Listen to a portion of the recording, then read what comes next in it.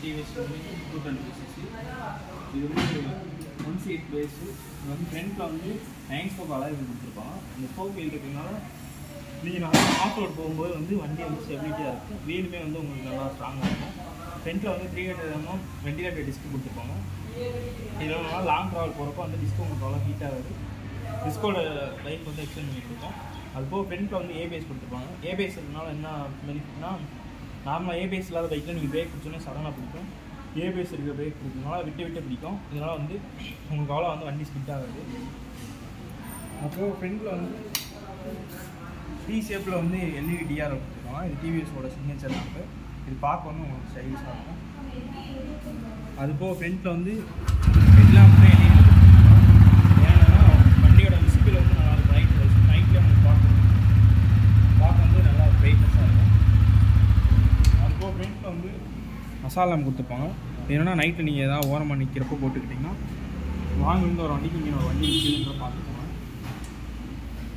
அதுபோக இங்கே வந்து இன்ஜின் கில் ஸ்விட்ச் கொடுத்துருப்பாங்க. இது என்னென்னா சேஃப்டி ஃபீச்சருக்காண்டி இது ஆஃபில் இருந்துச்சுன்னா வண்டி வந்து உங்களுக்கு ஸ்டார்ட் ஆகுது. இது ஆன் பண்ணியிருந்தால் தான் வண்டி ஸ்டார்ட் ஆகும். அதுபோக அசிமெட்ரிக் ஸ்பீடோமீட்டர் கொடுத்துருப்பாங்க. அசிமெட்ரிக்ன்றது ஸ்பீடோமீட்டர் நடுவில் இல்லாமல் இந்த பக்கம் ஓரமாக இருக்கும். இது வந்து உங்களுக்கு பார்க்க கொஞ்சம் ஸ்டைலிஷாக இருக்கும். இதில் என்னென்ன இன்டிமேஷன் வரும்னா, நீங்கள் எத்தனை கியரில் போகிறீங்கன்றது இதிலே பார்த்துக்கலாம். அதுபோக ரியல் டைம் ஆர்பிஎம் பார்த்துக்கலாம். அதுபோக ஸ்பீடுமே நீங்கள் எவ்வளோ ஸ்பீடில் போகிறீங்கன்றது காட்டும். அதுபோக டைம் வந்து உங்களுக்கு காட்டும். ட்ரிப் A ட்ரிப் Bன்னு 2 ஆப்ஷன் வரும். அது உங்கள் ரைடிங்க்கு ஏற்ற மாதிரி நீங்கள் அட்ஜஸ்ட் பண்ணிக்கலாம். மொத்தம் வந்து 2 மோட் ஆப்ஷன் வரும்.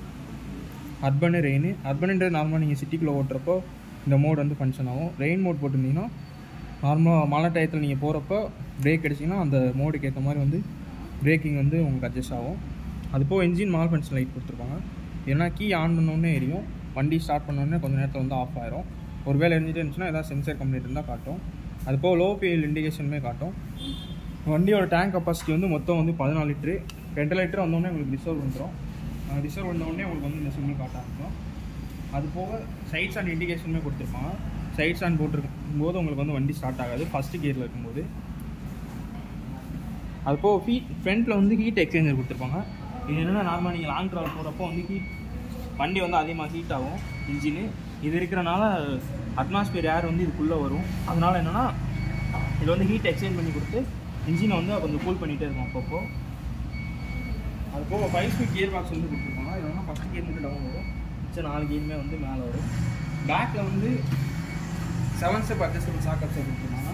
இது என்னென்னா 7 ஸ்டெப்பாக நீங்கள் அட்ஜஸ்ட் பண்ணிக்கலாம். மேடு பள்ளத்தில் ஆஃப் ரோட் போகிற இடத்துல பில்லியன் ரைட்டுமே வந்து கம்ஃபர்டபுளாக இருக்கும். அதுபோக அந்த வண்டியோட வீல் பேஸ் வந்து 1375 mm இருக்கிறனால நீங்கள் லாங்காக போய் டர்ன் பண்ணி கட் அடிக்கும் போது ஸ்டெபிலிட்டியாக இருக்கும்.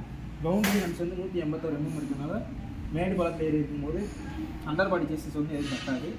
இந்த வண்டியோட வெயிட் வந்து பார்த்திங்கன்னா 159 kg. யாருனாலுமே வந்து ஈஸியாக வந்து பேலன்ஸ் பண்ணுவோம்.